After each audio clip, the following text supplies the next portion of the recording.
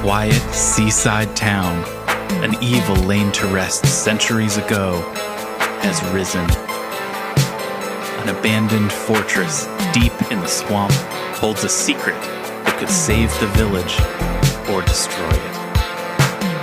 Now, a band of adventurers sets out to dig up the wounds of the past and bring the light of day to the roots of ruin.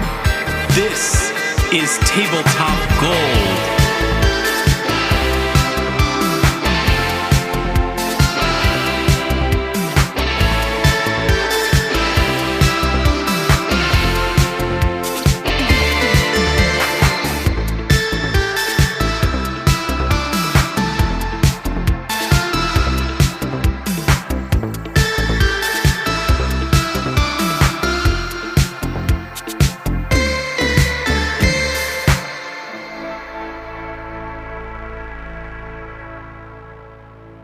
Friends, and welcome to another edition of Tabletop Gold. My name is Lars Casteen. Nope, that's not my name.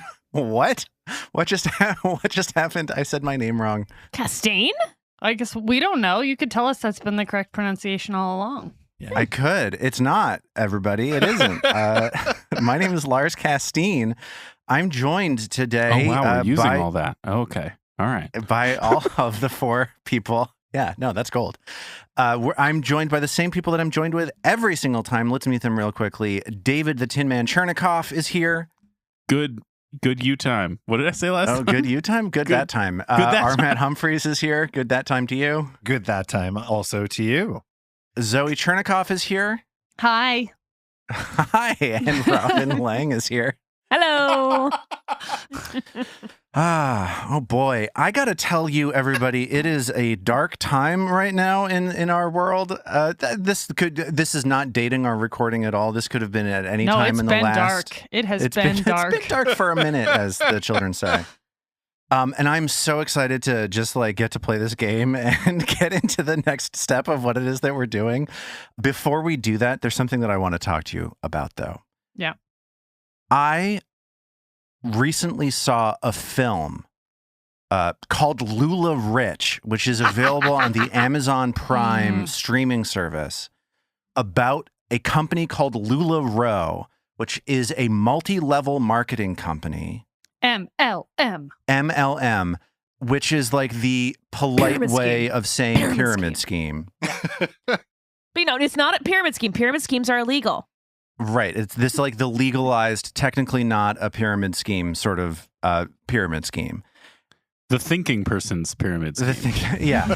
And if you're not familiar with pyramid schemes, listener, you are. We're just going to get through it. It's a business by which you make money by getting other people to work under you, and everybody under you pays money up to you, right? Zoe just changed her background to the LuLaRoe company picnic from 2019. This is the cult-esque photo of all these people, mostly women, not entirely, but who sell this LuLaRoe clothing.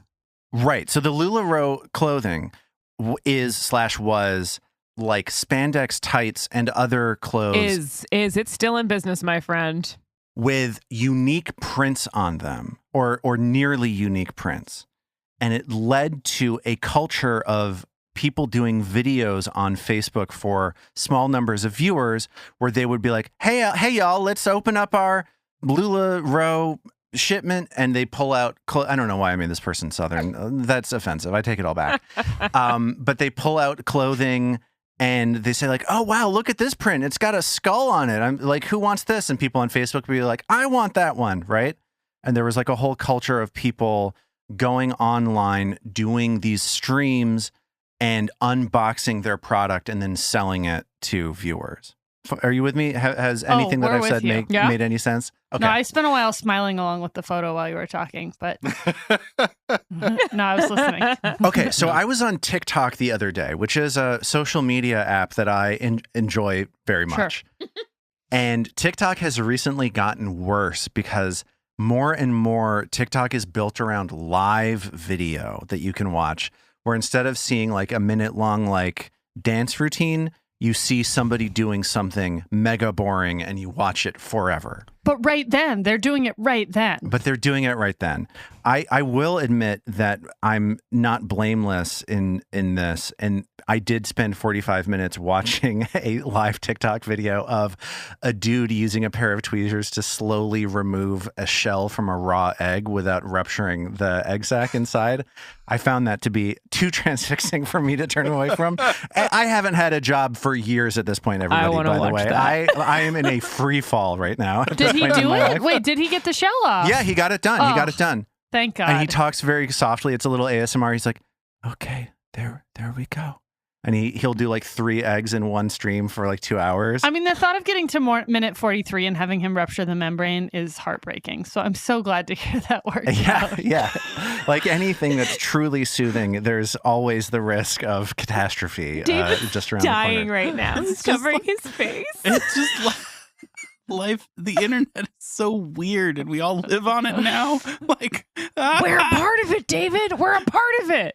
David, I'm so glad that this is what you're saying, because I saw something on a TikTok live video that evoked that same LuLaRoe, I'm unboxing a thing and selling it to you. Okay. Robin is making a face. So I was just going to say, so Lars, when you told us about this earlier, like, and I got all excited because I love talking about MLMs because they are like, I love talking about cults, and they're essentially cults as far as I'm concerned. Like the way they pull people in is so incredibly cult-like, and the way people There's have like to high keep working social for them. pressure to conform, to be Yes. part of it, to disregard the criticisms of people outside the group. Yes, exactly. Suck more It's all people of the in. same trappings of Totally. cults. And so when you brought up LuLaRoe, I was like, this is the one that Lars is bringing up, that he was like, I want to talk about this new MLM. No, this is groundwork. That's Okay. groundwork, baby. Now I can't wait. Okay. So this was a video, and I've seen this a number of times. I've seen they're always women doing this thing. They always have beautifully manicured hands, which makes sense because the shot of this thing is only really showing their hand, and they are taking something out of something else, showing it to the viewer, and getting buyers on the chat. Does anybody want to guess what it is that I have seen people selling on TikTok? Ooh, what could it be? Used chewing gum. Used chewing gum. I just opened my mouth. I found this unique piece of chewing gum. Who wants it? It looks like the Virgin Mary. What are things that people... crystals. Okay, so I'm going to tell you. What these people are doing is reaching into a bag, pulling out a clam, and shucking that clam, opening it up, or I guess it's an oyster. I was just going to say, tell me it's we're not probably an doing oyster. oysters. All right. We're doing pearls. They're pulling pearls out of these clams and doing all of this stuff, being like, oh wow, I've never seen one like this before, and like holding it up close to their camera, rotating and showing all of these different pearls and selling these pearls off one by one. I have a lot of questions. That sounds like such a scam. Right. know, Like I clearly know. these must be, can you actually see them? Like, do you think it's staged? No. What are the odds these ladies are finding a pearl every time? I think that these clams or oysters or whatever they are like seeded with pearls. I think that they are at some point in the farming process, somebody puts like a piece of sand in there. It's a guaranteed thing. Pearl. Do the pearls range in size, or are they all Totally. pretty? Okay. They'll open one up and suddenly there are 3 pearls inside. There's one enormous green pearl. There's a tiny black pearl. And every time they do it, they're like, they'll show like their ring to the camera and be like, oh, I took a pearl just like this one and set it into my ring, and so on. Nature's unboxing videos. One of my favorite subreddits is the anti-MLM subreddit. Sure. And Vantel Pearls. I was just going to say I found Vantel pearls. as the company. Oh, I'm fascinated. Oh my gosh, you can make over $40,000 a month, guys. Really? This But tell me more. Can I still keep my regular lifestyle and spend more time with my husband and children? it's probably at this point in the podcast that I should reveal that we are sponsored by Vantel Pearls for this Yeah. episode. Yeah. After buying in for just $10,000, we're now Listener, getting please find the sponsored. link in the show description, but enter the code David at the end. Okay. So here's this is a thing where just to close this off, I did some research about this. I was like, this has got to be an MLM, right? Like these pearls, this is definitely an MLM. This isn't like somebody who independently said, hey, you know what? I'm just going to go onto TikTok and sell some freaking pearls, right? So I found a page on MLMtruth.org that suggests that these preserved oysters are soaked in formaldehyde, which causes cancer. I'm at this webpage right now reading it. It's amazing. So this thing took this like dark turn all of a sudden where I'm going onto TikTok, I'm watching this video and I'm like, oh, here's a strange curiosity. I feel bad for these people who are trapped in this pyramid scheme. Oh no, they are being poisoned. They are being poisoned with formaldehyde. How's that for a light opening for this week's podcast? MLMs are insane. The people who own them don't care about the people who work for them at all. Apparently, they're called pearl parties. Anyone who does this is having a pearl party. And that just sounds kind dirty. of dirty to me, honestly. That sounds incredibly dirty to me. It doesn't sound kind of dirty to me. Ooh, there appears to be a competitor called Pearls Gone Wild. No. No, that just sounds like good, clean fun. So we're not making any allegations about any specific companies or anything like that. I'm Nope. just telling you what I saw in this Satire. article. Satire. Before we get into our game, I want to take a moment to thank everyone who's left a review for our show for Tabletop Gold at their podcast app of choice. Somebody named Patrick went on to Apple Podcasts in Sweden and said that it was the best actual play podcast out there based on sound quality, episode length, and characters. Patrick just wants to listen to the show all day. Isn't that I nice? agree. Isn't that a nice thing to say? I agree. mean, genuinely, like, isn't that incredibly nice? Thank you, Patrick. Yeah. Yes. We'd love to do the show all day. Yeah.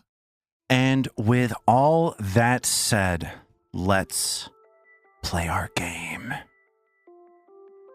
It's been 10 days since the beam from the lighthouse Gauntlet fired on Otari's cemetery, bringing the dead back to life and materializing a ravenous creature from the deep. That means it's been 10 days since Mayor Osif Menhemez saw you defend that graveyard and entrusted the town's safety to you. After your most recent delve into the keep below Gauntlet revealed few answers about the lighthouse's terrifying power, you've gone your separate ways for nearly a week, preparing for another push into the darkness.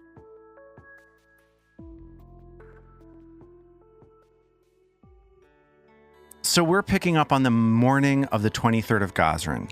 Last week, I said the 22nd. It was a little confusing. It's the 23rd of this beautiful spring month of Gazran. What's the dew point? The dew point is 28,000. Thank you. Oh, Wow, hi. Muggy. Is that high? Not where I'm from. Eventually, I'm going to figure out what a dew point is, and I'm going to be able to answer these questions correctly. I believe it's just the temperature at which it would start raining. Oh, well, then 28,000 is incredibly high. Yeah, it's That's it's fair enough. unlikely to rain today. Okay, so 2,800. Okay. The party is reuniting for the first time in several days. So I just wanted to ask you guys, where are you meeting up and what do you want to do with this new day? Could we, I don't know, could we try something else for brunch? We always... Wait, you don't like the No. snooks? No, I do. I just... Maybe some... Like a poached egg or... Oh, you want a brunch, don't you? Brunch sounds good. Does the fishery do brunch? For sure the fishery does brunch. I think that the brunch at the fishery would be fresh catch, grilled up in a thick iron skillet over a flame. With some Bloody Marys? Yes, with the Galarian version of Bloody Marys, which is, of course, a Bloody Ioma Day, is what that's called. Dare I say for Norman, that would be a hair of the dog. Yep, that's right.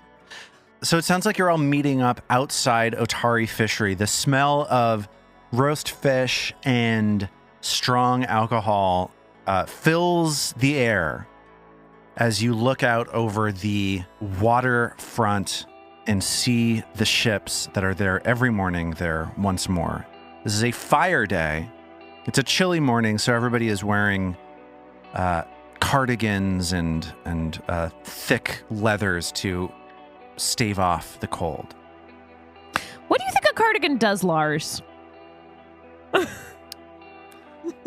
Look, this is not a show where people ask me things about our actual world, like what a dew point is and what a cardigan does. I prepared so many things for today, and you continue to ask me things that I do. What do I think a cardigan does? You put it on, and it keeps you warm. Does it keep you that warm? What? It's a thin layer. It's 47 degrees outside. It's a thin layer. You need more than a cardigan. Cardigan's for That's a why nice you got spring your thick day. leathers. It's a classic duo. You got your cardigan, you got your thick leathers. Incidentally, we now have the name for the shop we're going to start in town at some point. Cardigan and thick leathers? Yeah. Yeah. There's an ampersand there, and Has it's to have an very ampersand. stylish. Yeah, you can charge more. It's the trademarked ampersand from Dungeons and Dragons, just trying as hard as possible to get sued Yeah. across dimensions. Well, Norman is sat down at the table, hungry, and he looks up at the waiter at the fishery, and he says, "What's the freshest catch you got?" It's good. It's a scrod that just came in off the shores of Diabel. It should be it's pretty good. Everybody so far seems to like it. I'll take 4 of them. No sides. Don't cook it. Oh, okay. Sure. Easier for me. And he goes over to the dock where a vat of water contains some of these fish, and he drops them on the table for you. And what can only be described as like a truly grotesque way to eat, Norman just sort of like ravenously tears into them, like using his hands as little as possible. At one point he looks up and kind of wipes his mouth. What? Aren't you guys going to get anything? I mean, you need to fuel up if we're going back. Oddly enough, I'm not hungry anymore. Trill raises her hand for like some sort of wait staff. She's like, I just really wanted a Bloody Mary. That was it. So Trill's been hard at work for 5 days. She's Yeah. looking to relax the next morning. I get it. yeah. She's finally hanging out with her friends again. After, being holed up and studying in the stacks. So you spend the morning eating fish, having drinks of various temperatures, levels of cookedness, and an alcoholic proof. By the time you're done with your meal, it is right around 9 o'clock in the morning. And what would you like to do? I just have one last errand I need to do, and then I'm ready to go. Same. How about we meet up at the Druid Circle? When, like an hour? Sounds good. Mac? I say let's go without delay. If an hour's as soon as we can return, then an hour it is. I'll do it in 55 minutes. So Trill and Norman break off to run a couple of errands. In the intervening time before you make your push back to Gauntlet, let's get Norman first. Norman got so busy with his thievery that he got distracted by something he had been intrigued by in town earlier, which is the kobolds by the ruins of the Thirsty Alpaca. He wants to go see if he can make any more progress, kind of getting to know them, getting to like them, getting to learn all about them, whatever that song is. These are the burned down timbers of the Thirsty Alpaca, which was previously the largest tavern in town. There was an accident that befell it, and in investigating the wreckage of this place, Norman previously found the sign of 2 kobolds here. So Norman crosses across the bridge and is in front of the abandoned, burnt-out foundation of this once stately tavern. And he, assuming he knows what's up, decides to speak some undercommon in there and see if those kobolds are going to be his friend. He thinks of them as underground lizards. Nang, nang, nang, bo, na bo, nang, nang, bo, na bo, which means I come with news of interesting kobold sports that I bet you follow closely and haven't heard about in a while because you've been living in the walls. So Norman hears those words reverberate, echoing off of the walls of nearby homes. And you don't hear anything in response. and without a closer look, you're not sure that you see much sign of the kobolds here. And he goes to look in some holes to see if they're around. Could you give me either a perception check or a survival check? I sure can. That is not a good roll. That's a 9. Norman is having trouble getting a great look at what's going on here. You're looking around for signs of like things living here, and Norman is not able to spot them, but you're not sure if that's because they've moved on or you're just having trouble focusing. Well, I'll leave him a note so they know that I came by. And he writes a quick note. It's me, Norman. I was here. Please write back. Norman. It says. Okay. In Undercommon. Yeah. In of course. Undercommon. Okay. Got it.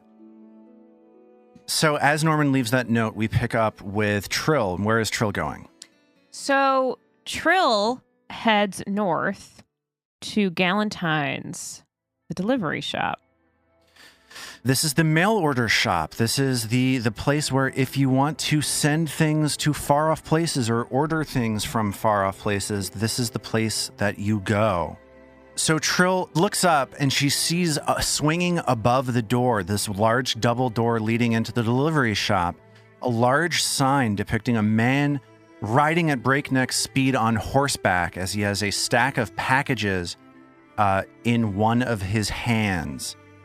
At this time of day, business is starting to pick up. It's a fire day. It's about to be the weekend, so there are a fair number of people coming into and out of Galentine deliveries with various letters and packages that they are receiving and sending.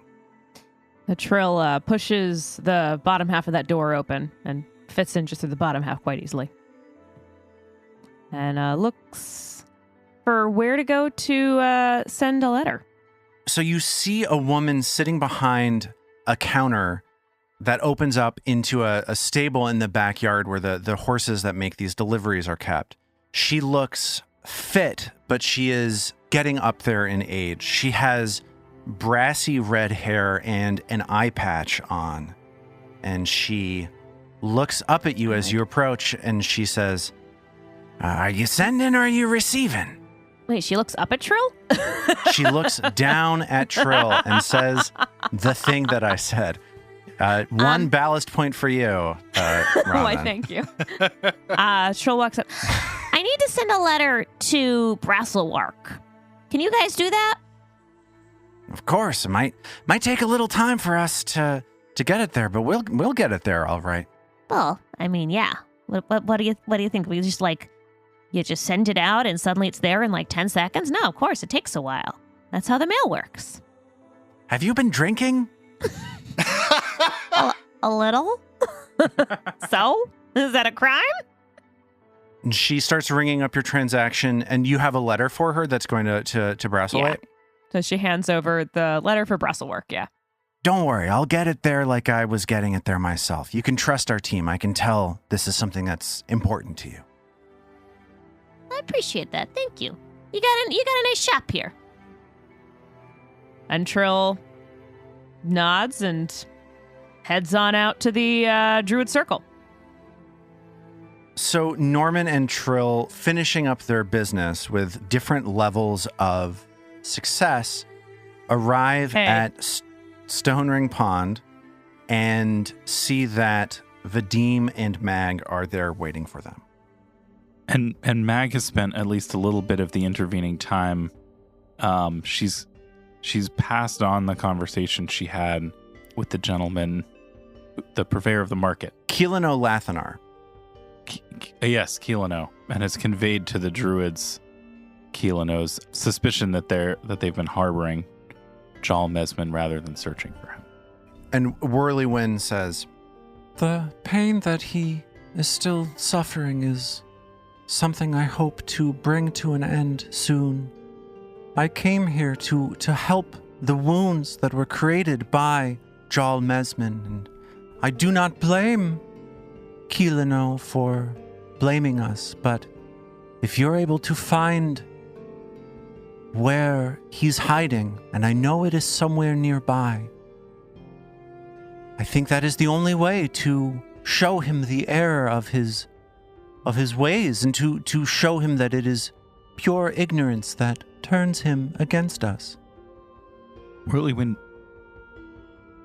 do you believe we could find this Jal Mesmin at times other than full moon? Or must we wait for the moon to be high? Well, that is actually quite a myth about the full moon. That is part of how he was able to strike so devastatingly at the town when he attacked. Many of the townspeople would only expect an attack like that on a full moon, and yet he struck on the waning gibbous. Oh, the waning gibbous, it gets you every time. Well, thank you, Whirlywin. We will stay vigilant. I wish you good luck. Meanwhile, Vadim has been sort of perched on a large boulder reading his monograph on Baron Syrian Aldori. And he looks up and says, "Oh, are we ready to go?" Mag nods. The four of you turn towards the lighthouse and start trudging through the forest, through the swamp, back to the miserable, overbearing humidity and the eerie air that hangs over this place that you have spent so much time in lately. And where would you like to start your exploration today? Do you want to go to the big scary Nimbaloth door? I think we ought to go and investigate the canker. That seems like a big undead threat, and I'm certainly ready. So you step into the staircase leading downwards, and you work your way down again into the third floor, back to that reading room where you first met your companion, Augriel. And as you come down those stairs and the musty smell of the library wraps around you, as does this unshakable odor of rotting flesh, you see Augriel sitting there on the couch, looking pensive. Hey, buddy. And he looks up at you and he says, "Oh, I was not sure you were coming back. I am glad to see you. I have been doing lots of thinking. What have you been thinking about? Seeing all those ghouls when you were here before. The ghouls that turned me into what I am now. And seeing how comfortable they are. Even after killing and doing whatever other unspeakable things they do to my brothers and sisters. Every part of me is sad that something of those creatures is inside of me." I understand what you're feeling, I believe. Undeath is truly one of the great horrors of our world. I don't know if you know about the city of Vigil, but I was there when it fell. I do not know much about cities that are shone on by the sun. But it sounds very sad. It was not so different from what you experienced coming up into the library. Let us simply say that. I've been looking into your condition, Augriel. Let me take a look at you. And so Vadim sort of rolls out his healer's tools. And I guess now is as good a time as any to reveal that he had spent the week while Trill was retraining, researching ghoul fever and trying to see if he could discover any treatments, any sort of inroads towards developing a methodology for dealing with either late-stage ghoul fever like Augrail's or sort of incipient like the condition he had recently recovered from. Okay, so last time when you mentioned that you were doing this research, I said that when we get to when this research will maybe matter, we'll do a religion check. Cool. So what I'm asking right now for you, Armat, is a religion check that sums up how effective this research was. And just so you know, we're kind of loosey-gooseying our way through this. I'm kind of rigging up a system as we're going here. But let's just get a sense of what this religion check is. I'm going to say that this is going to be a pretty hard check. So let's see how Vadim did over these last 5 days of investigating ghoul fever. Cool. Here goes nothing. Ooh, it did not go great, apparently. Vadim rolled a 5 on the die for a 12. Oof. Okay. He accidentally read about ghoul fever, which is actually a kind of avian flu. You definitely don't want that. So what I'm going to say then is that Vadim spent 5 days searching through the Dawnflower Library, going from the stacks that are out in the open to maybe some of the less explored, less talked about parts of the library. That was a very hard DC for level 3, which is to say that it was a DC 23, and Vadim critically failed this research into ghoul fever. Ooh. And what that means is that Vadim is, from now on, going to take a -1 status penalty to treating ghoul fever. Everything he read was inconclusive, contradictory, and confusing. The reading that Vadim did set him further from the goal of understanding this disease. I have to say, the Dawnflower Library's collection is not what I would call comprehensive. Back in the Pharasmin Sanctuary in Laswell, we had a much better research collection, let me tell you that. But I'm sorry, Augrail, it means I don't think I have the knowledge or the skills to treat this condition of yours. Unfortunately, you're stuck like this unless you choose a different path. Poor Augie Gusgully. No, I have accepted what I am. I don't want anybody to cure me or change me. I just want to keep them from doing it to anybody else. That's kind of beautiful. You've got such a good soul, Gusgully. Augie? Augie. Do you know what'll keep them from doing it again? And Norman snaps into like go get him mode and like pigeon patter. That's if you come with us right now and make sure that none of those motherfuckers are around again. What do you say, bud? And he holds up his hand for a high five. Okay, so this is a diplomacy check, I'm going to say, just like it was yesterday. Or not yesterday. When you were in here before, you guys succeeded on a diplomacy check to convince him to come with you for the day.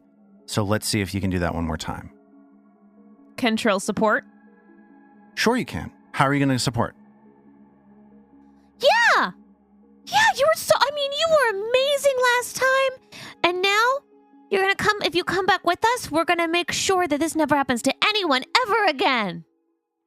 So that sounds like a diplomacy check? Is that sort of what you're thinking? Yeah, like she's supporting Norman's diplomacy check. 2 high fives to be given if this works. Yes. Let's get the aid from Trill first. Oh, no. That was a critical fail. That was a 1 on the die, that aid. Oh, boy. That definitely did not help. So that was a 10 total. So as Trill starts winding up Augrail, who's in, I guess, a bit of a humorless mood right now, he scowls at her he flinches at her for a brief moment. That critical failure means that Norman's diplomacy check is going to take a -1 penalty. Oh no. But then it's gonna just even out because you know who's helping? Fraum distracts Trill. So we have a 24, which would have been a 25 with Fraum, because Fraum's helping on diplomacy today, and -1, so we're back at 24. What a journey we've been on. Yeah. How did we do? Oh, Thanks, Fraum. first you add a thing, then you subtract a thing. My God. So Augriel looks sort of flinchingly at Trill, who's just coming on a little bit too strong for him, and then at Norman, and he It was that Bloody Mary. Yeah, right, exactly. And he looks at Vadim. What is Mag doing as all of this is happening, David? Mag was making ready to make a similar sort of like appeal to Augriel's sense of heroism, responsibility, etc. And Norman just beat her to the post. So Mag is kind of like watching intently and hopeful that Augriel will join them. So Augriel looks at the four of you, and he looks at Norman, and he says, Yes, you're right. I need to snap out of it. I can't just sit here and think I should join you. You are my friends after all. You have taken me in and watched after me after all of those that I traveled with before are gone. Why would I stay here? Yes, I will help you and you will help me. And I will take them down, just like you said, Norman. Stephanopoulos, Gregory. Down. And Norman starts a chant. He's like, and Augriel joins in. He's like, down. and he shakes his hands all around. And Trill plays it on her lute. I imagine Norman's doing the, like you go down on the ground with one hand breakdancing move. Like they all have a little moment where they're... Oh, gosh. I would show you, but then I'm going to have to set down my mic. Augriel tries to do that, and you hear like a bone snap as he like falls on the ground. Okay, but let's keep you in as much... I'm okay. All right, let's go. So Augriel agrees to join with you for one more day. Maybe we ought to head back up to that ornate door that we sort of turned away from previously and see what's behind it. Yeah. We should. Yep. It's time. So as you step forward into this hallway leading off to the north, following your steps that you went through last time you were down here, you again see that green light shining from the open door that you first discovered it in when you were here before. Mag walks into the room with the green light. And you see the same thing, the exact same scene that you saw when you were here before. The green light in this room falls to the ground and starts moving around like a snake. And it again forms the message, Belcora fell to the Rose Guard, but we never knew of these vaults below. And then the words rush across the floor, setting off the same path that they did previously. It's back. And Mag pursues it again. This light races through these now open doors that you have left in your wake, through this intersection to the north, leading off to the east again. Are you going to follow? Yeah. And I'm guessing Mag is in front. Who's behind Mag? Trill's trying to keep up. So Trill's as close as she can be to Mag, trying to keep up. Right. Norman's right behind. He's keen on this light. You know, he's been inside the Zelbub's visioning of Otari still in the dungeon, so I think he's interested in this. He's trying to figure out what's happening. He's also not one to be left behind. This light takes a turn through this room where you previously fought this strange tentacled water elemental. Mag is at this point right on top of it as it is racing off to the east. Mag sees it wash along the floor and then turn to one of these staircases that leads upstairs. And it tentatively goes up those stairs a few steps, turns around, and then comes back down to the hallway where Mag is waiting for it. The light then rushes at a sort of halting pace through the door into this large chamber that is the main section of the library. Are you guys following this light still? Yeah. Yes. How is Mag reacting to this? I don't know, like a hound with a scent. Like, do you think that Mag expected to see this light again? no. I mean, I guess it's having appeared back in the same place. She's assuming that it's going to follow the same path it did the first time, that it's a kind of, I don't know, some sort of set enchantment, like, triggers when something is in the hallway. It always does the same thing, whatever. But this gives her a chance to see what in her mind is what it would have done, what it did the first time, but that she couldn't follow because of all of the adversaries that were along the path. So Mag, running into this large central library chamber where you had previously run into these ghouls that stopped you from being able to follow it, those ghouls are now no longer here. The light turns off to the north and races past all of these doors in the library and moves up to this L bend, this L bend to the east. Mag races after it there and sees the light turn to the east into that restricted collection room where Augriel first was attacked by the ghouls and where Trill used her bead of fireballs to destroy the collected ghouls that were guarding that door that you're interested in exploring. And so far, this is the same path we've been intending to take. Like, this was where we were headed, was the ornate door in this room. But what happens when it gets into this room? So Mag, in the lead, runs straight towards the door leading into the restricted chamber. And as she approaches the door frame leading into this large room, you hear a faint sound of rustling and something sharp tapping on the stone floor. Yeah. Roll for initiative. As a ghoul that was lying in wait, seeing this light coming that has set up an ambush for you, leaps into action, and I need everybody to roll for initiative. Nice. How do we feel about Norman rolling stealth? I feel like he wasn't that stealthy. In order to roll stealth, you got to be moving at like half speed. There are all kinds of things that I think are setting up this situation so it is not a stealth situation. I'm going to ask each of you to move your tokens back into the hallway because it is as Mag approaches this door, footsteps behind this green light, that you see a ghoul wearing glasses and a working apron jump forward. And in the brief second, as you are caught off guard by this creature lying in wait for you, you notice that coming out of that apron is a swath of pale skin, half hanging out of it with a half-completed tattooed image of a sinister-looking woman on the skin.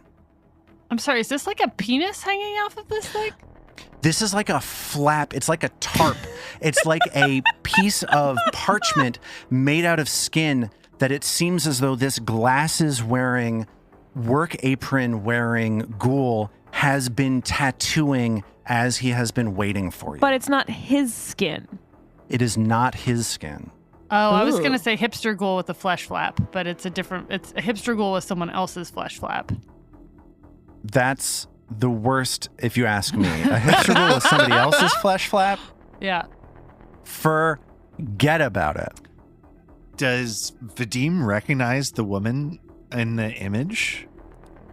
I'm going to say that Vadim doesn't see this guy yet because this is just a burst of motion as Mag sees this person pop out. But Vadim, when he gets a chance to get a sense of what's happening in this chaotic, evolving situation, you know, it's like the five of you were running and you landed yourselves straight where this person was hiding, and the light alerted them to the fact that you were coming into the room, so they are ready to go. And let's get everybody's initiative. David, what did you roll? It's a 19 for Mag. Okay, pretty quick. How about Armat? Vadim did very badly on the roll, rolled a 3 for a 10. Okay, Zoe. Very slow for Vadim. The one time that I'm not rolling stealth, so it doesn't matter, I get a 19 on the die for a 26. Well, let me tell you, it wouldn't have mattered anyway because he got a 34 on his initiative. It matters to me, okay? Nothing Okay, against Trill's sorry. 16. And Trill got a 16. So Trill is slow. That's pretty rough. Yeah. This glasses and apron wearing tattooing ghoul, a moment after Mag hears his claws scraping across the ground, burst forward, and he says, "You have taken much time to come back here. You must be afraid. That's smart." And he opens his mouth and clamps down on Mag's neck for a jaws strike. That is a 32 to hit. Okay. Well, A miss? that's definitely a critical hit. And so I think we're going to stage 2 ghoul fever here, right? Huh? No, you got to make a fortitude save for the ghoul fever. All you get from this critical hit is damage. As you take critical damage, a terrible damage roll, 42 points of damage, 7s on the dies. Oh, no. As Mag gets ripped into by this creature. And now I need Mag to make a fortitude save. That's a lot of damage. The fort save is a 27 to save. That passes. I need another fortitude save from Mag. Okay. That one is only a 19. That's a failure. Mag feels a tingling spread out from this bite, washing all over her body, and she is now paralyzed. I'm wondering if I should hero point this. I think I'm going to use the hero point to try to re-roll the fortitude save and not get paralyzed. Because that doesn't sound like a good start to things. Well, I mean, listen, the 42 damage is not a great start to things. But 42 damage and paralyzed, I want to try and avoid that if I can. So I'm going to re-roll, and that's a worse roll. That's a 15. So Mag is paralyzed. Mag is trapped in her body, to put a terrifying turn of phrase to the situation. You are unable to act. You are flat-footed. You, at the end of your turn, will be able to make a new save against this. The save will get easier and easier as you go, but for now, it is rough. The only thing you can do on your turn are mental things that don't require the use of your body. It's very bad. Very, very bad. Well, Very sorry, bad. guys. Was really curious about the green light. That light has done us good every time. Yep. Always worth it. Now we know how Gatsby felt. Paralyzed. This tattooist creature swings a claw at Mag next. That is an 18 to hit. So an 18 is a hit. So because Mag is flat-footed from being paralyzed, that just barely hits her reduced armor class. So he takes advantage of the fact that you are stuck in place, and Mag takes 11 more points of damage. Glimpse. Oh, we could have glimpsed the 42, right? It's always the same -5. Yeah. So Mag will take only 6 points of damage from this claw. And what's happening to our friend, the tattoo artist ghoul here? We're going to enfeeble it. Okay. So you see the energy get sapped from this creature's body as it is now Norman's turn. And Zoe, I think Norman is in a sort of difficult situation here because Mag is blocking the way. Maybe that's good. Maybe that's bad. It depends on how you play it. What is Norman going to do? So I think Norman defaults to, forgive the phrase, his old bag of tricks, and he just wants to see if he can get any advantage on this guy and then hit him with some books in the room because knowledge is power. And he says, oh my God, is that a wall of dancing flesh flaps behind you? To try and distract him and see if he can get him And I'm going to give you a circumstance bonus to this of 1. I'm going to give you a +1 on this roll because you have caught on to a thing that this guy genuinely has a problem with, which is his fixation on flesh that he is tattooing. This is genuinely an issue for him, and you feel as though this line of reasoning is going to be slightly more effective. Love that.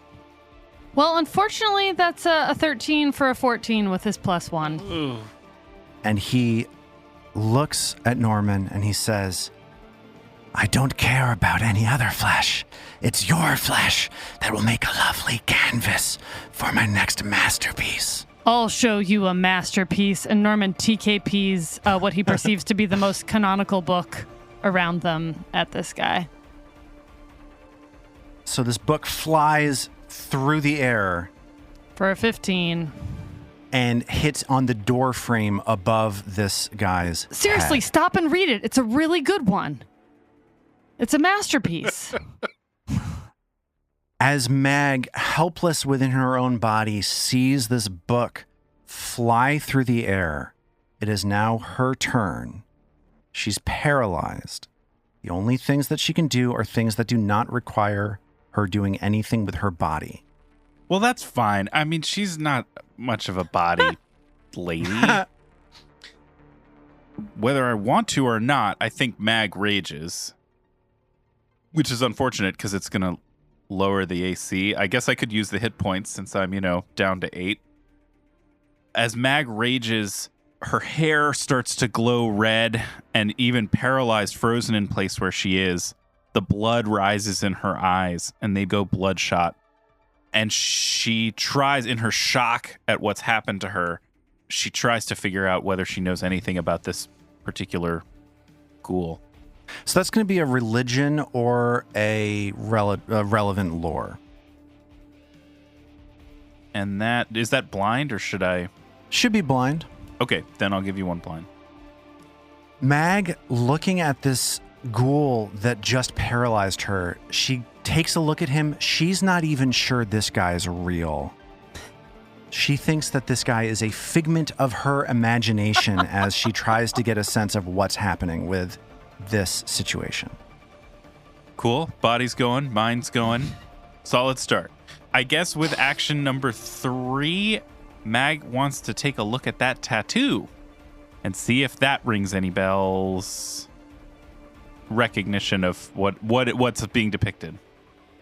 It looks to you, it looks to Mag, as her eyes staring straight ahead, she's able to glimpse out of the corner of her vision this half-revealed tattoo. It looks as though this guy is obsessively tattooing Belcora onto everything.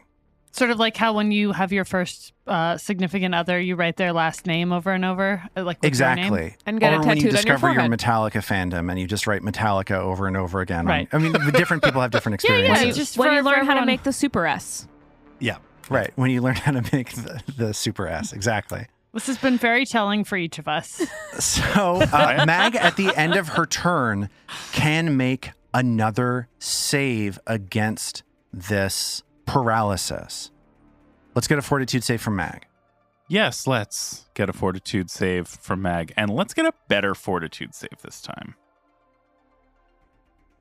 I'm just going to put that out in the universe, see what comes back. That's a 28 to save. And that saves. So Mag, no longer paralyzed, feels her body come back to life. Warmth re-enters her limbs, and she is back in action. She loses the paralyzed trait, which makes her no longer flat-footed. But unfortunately, that is the end of her turn. Augriel, whose turn it is now, says, What should I do? This is one of those abominations. Get him. Knock him out. Grab him and kill him. Draw a mustache on that Belcora.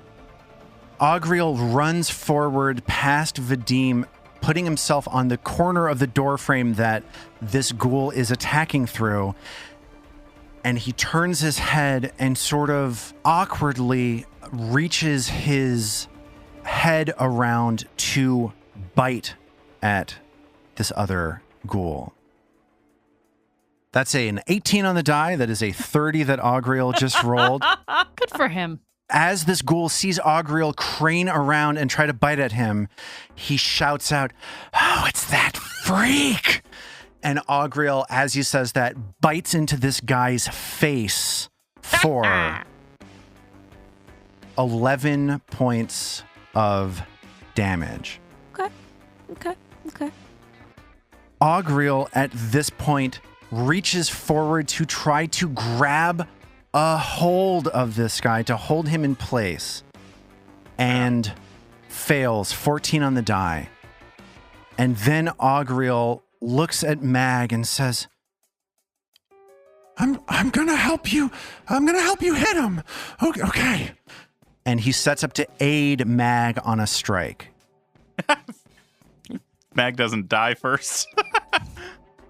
Trill, standing right behind Mag, sees that Mag is nearly dead. What is Trill going to do?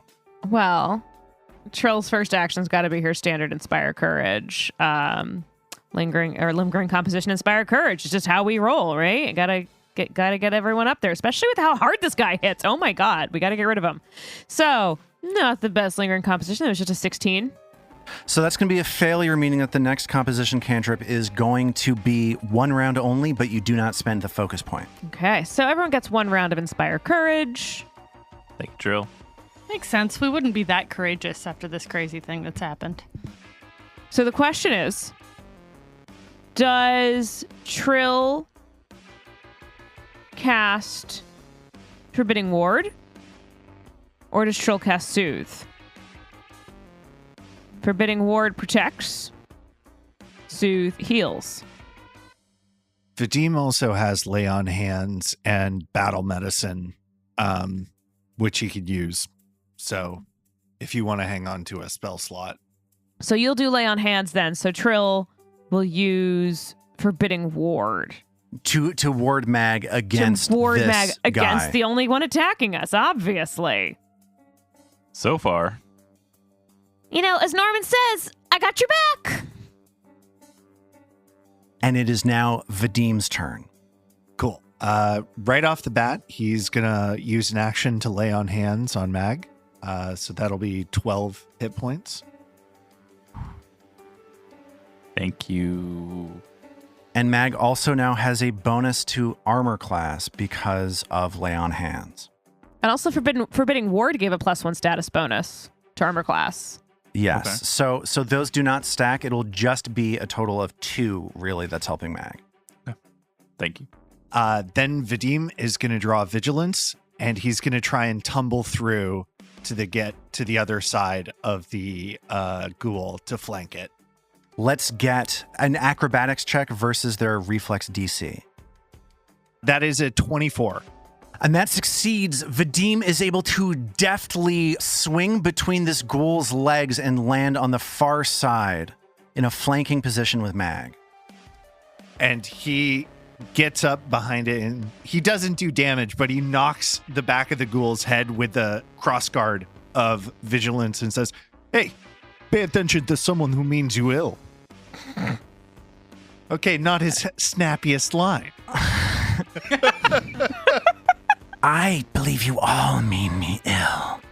He turns back to Mag at the top of round 2. This fight is happening on either side of this doorway. Mag, Augriel, Norman, and Trill are stuck in this library hallway, just helpless to this creature that has set up in this bottleneck here. But Vadim has swung to the far side into the restricted stacks and is putting this ghoul in a difficult position. Let's see how they react to that. First off, they're going to look towards Mag and say, "You will become one with the canker. And another bite coming out at Mag. Glimpse. Just in case. Oh, God. So that was a 19 on the die, a 32 Jesus to hit Mag. Christ. And even Like, with the boosts, that's no way still to a counter critical. that. That's still a critical hit. Glimpse, please, on this. No, it's not going to matter. Oh my God. So this is 36 points of damage coming towards Mag. Mag currently has 20 hit points and 6 temporary hit points. Pharasma's energy pours through him as he decides to keep going with the hit. So Mag falls unconscious and is now dying 2 because she came down from this critical hit. And are you making him enfeebled or We're going to keep him stupefied? keep him enfeebled. This ghoul, with his second action, whips around, sees Vadim, and says, "You will be no masterpiece. I will adorn your skin with bad limericks." And swings out a claw at Vadim. 18 on the die, that's a 27 to hit. That'll hit. Terrible damage roll, 8 points of damage to Vadim, and I need Vadim to presently make a fortitude save. Okay. As you feel tingling wash all over you. 21. And that is a failure, as Vadim is now paralyzed. All right. The ghoul strikes out once more at Vadim, who is now flat-footed to his attacks.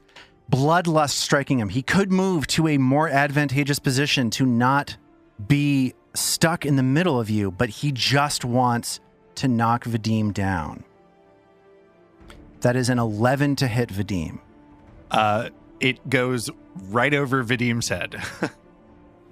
And right now, with Mag down on the ground, dying 2, Vadim paralyzed, this creature basically at full hit points, having taken just a small hit, is where we're going to leave it for today. We will pick up from there next time.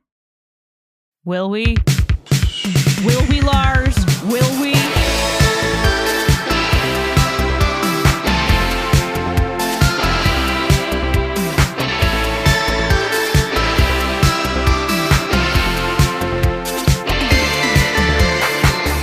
The Roots of Ruin is a Tabletop Gold production produced under the Paizo Incorporated Community Use Policy. The Roots of Ruin uses trademarks and or copyrights owned by Paizo Inc., used under Paizo's Community Use Policy. We are expressly prohibited from charging you to use or access this content. Paizo does not recognize, endorse, or sponsor this project in any way. Original characters and content are the property of Tabletop Gold. For more information about Paizo Inc. and Paizo products, visit paizo.com. We at Tabletop Gold would love to hear from you. Email us at letters@tabletopgold.com and find all our social links at tabletopgold.com.